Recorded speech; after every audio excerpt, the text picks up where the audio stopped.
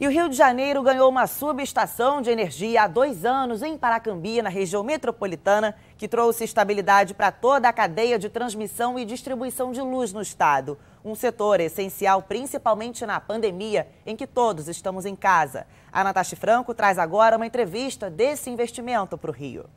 Pois é, Yasmin, energia move o mundo e a gente tem muita coisa para falar do setor energético aqui no Rio de Janeiro e por isso a gente convidou o Anselmo Leal, que é vice-presidente da State Grid Brasil. Anselmo, muito obrigada pela sua participação aqui no Jornal do Rio. Já começa a nossa entrevista explicando um pouco para o telespectador que cadeia é essa energética e qual a importância dela para quem está lá em casa.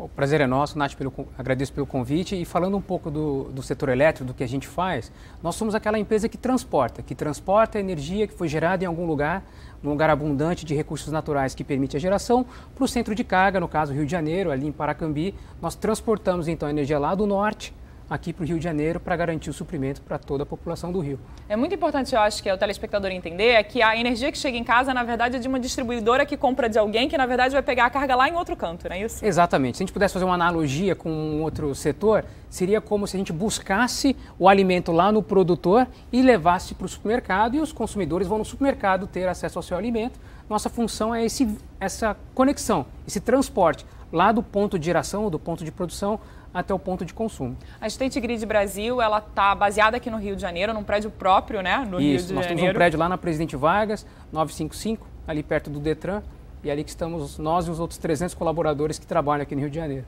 E aí, automaticamente, a gente já pensa qual é o tipo de investimento, né? Porque a empresa está baseada aqui, mas Paracambi, como você citou logo no início da nossa entrevista, é um ponto muito importante para essa geração, né? De todo esse investimento que é feito. Vocês agora começaram a fazer a distribuição no ano passado, na verdade, a transmissão de energia com uma base aqui no Rio, é isso? Exatamente. A subestação de Paracambi é uma conversora de 800 mil volts, numa área de 100 hectares. É a maior subestação que nós administramos aqui no Brasil. E ela que faz, ela que recebe essa energia do norte, reduz para uma tensão de conexão no sistema elétrico do Rio de Janeiro e conecta lá com o sistema de Furnas e todo o sistema elétrico interligado. E aí chega para a Light, para a Ampla e para todas as outras demais distribuidoras do estado do Rio de Janeiro. O que essa subestação representa hoje para o Rio de Janeiro? Estava conversando um pouco sobre o quanto o Rio de Janeiro, na verdade, era dependente de outros estados e essa subestação que começou a funcionar em 2019, tira um pouco isso, né? Vamos fazer uma analogia, né? A quantidade de energia que vem lá do norte para o Rio de Janeiro são 4 gigawatts. Se a gente pudesse comparar com a usina de Angra, que é 1,5 gigawatt, nós temos 3 Angras do Reis vindo de outro lugar dentro do Rio de Janeiro. E essa fonte, no passado, ou ela viria de São Paulo, pelas conexões da energia proveniente de Itaipu e de todo o sistema elétrico brasileiro, ou de um excedente de energia de geração do norte do Rio de Janeiro, do Espírito Santo. E agora não, existe uma conexão direta de uma grande geradora de energia direto no centro de carga do Rio de Janeiro, trazendo muito mais confiabilidade, estabilidade para toda a população do Rio. É importante dizer que a State Grid já tem 10 anos de Brasil, né? E, na verdade, a atuação agora de 2019 aqui no Rio de Janeiro não é a primeira. Não, certamente não. Nessa história foram diversos eventos, entrou com um processo de aquisição de alguns ativos, se desenvolveu no Brasil, continuou acreditando nesse marco regulatório brasileiro, na crença dos contratos do Brasil que são cumpridos, e a gente continuou, participamos de leilões, tivemos êxito em diversos deles, entre eles o da Xingu Rio, por ter oferecido a menor tarifa de energia para o povo brasileiro. Isso tudo numa sequência, saiu de uma empresa bem pequenininha para hoje uma empresa que fatura um pouco mais de 3 bilhões e meio de reais. Automaticamente essa empresa cresce trazendo tecnologia, né? Por isso é possível entregar com um valor tão baixo. Exatamente. Eu acho que esse último empreendimento que terminou Paracambi, a Xingu Rio Transmissora, ela traz uma tecnologia inovadora no Brasil de 800 mil volts em corrente contínua, que é o que tem de melhor hoje na relação de transportes de grandes montantes de energia em longas distâncias, por ter a menor perda possível. Ou seja, é possível trazer essa energia sem que ela se perca no caminho e isso seja perdido para todo o sistema. Paracambi foi um empreendimento novo e com muitos desafios. O primeiro deles foi basicamente a construção, porque vem num momento muito complicado econômico no Brasil, né? Exato. A gente está falando de um empreendimento que monta quase 9 bilhões de reais.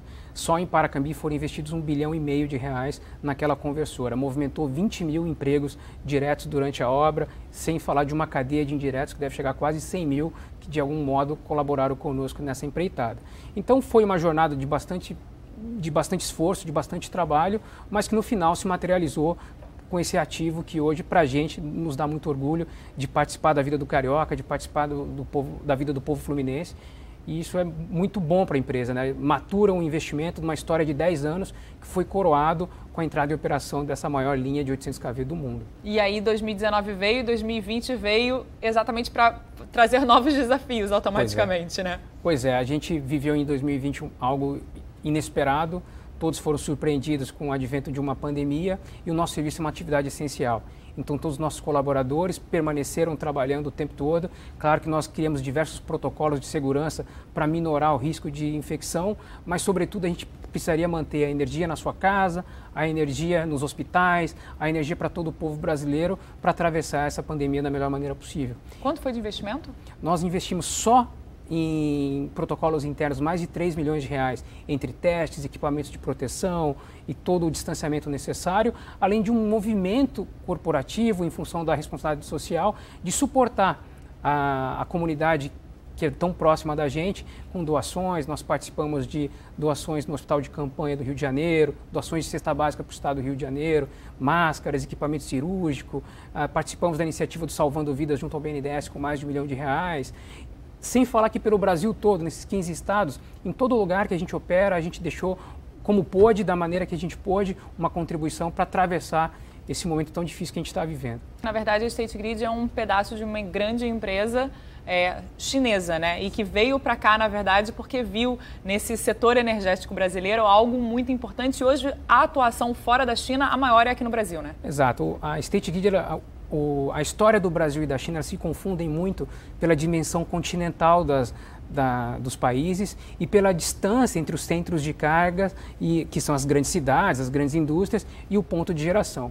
Há 30 anos atrás, 40 anos atrás, quando o Brasil inovou o mundo com a usina de Itaipu e como tirar essa energia lá do canto do Brasil, na divisa com o Paraguai, até o centro de carga de São Paulo, criaram-se linhas troncais, como a linha de 600 mil volts, que tem hoje lá em Itaipu, em São Paulo, e isso inspirou os chineses. 40 anos depois, aprenderam a tecnologia, aperfeiçoaram a tecnologia e agora eles investem no Brasil com uma tecnologia ligeiramente superior ao que foi apresentado no passado, permitindo uma tarifa mais econômica para todos os brasileiros. Certamente o Brasil inspirou a China e hoje esses países tão distantes compartilham de similaridades tão incríveis. O povo chinês e o povo brasileiro se parecem muito mais do que a gente imagina. E quando a gente fala da State Grid, é algo muito importante para a história do nosso Brasil. Hoje tem investimento da State Grid, que é o Cais do Valongo, lá no centro do Rio, né? Certamente. A gente tem ali o primeiro patrimônio da humanidade que reconhece que houve um comércio de escravos no Brasil. E reconstruir isso através de um museu de céu aberto para que a nossa história não se perca é um privilégio que nós tivemos de ser convidado e a gente tem dedicado bastante afinco.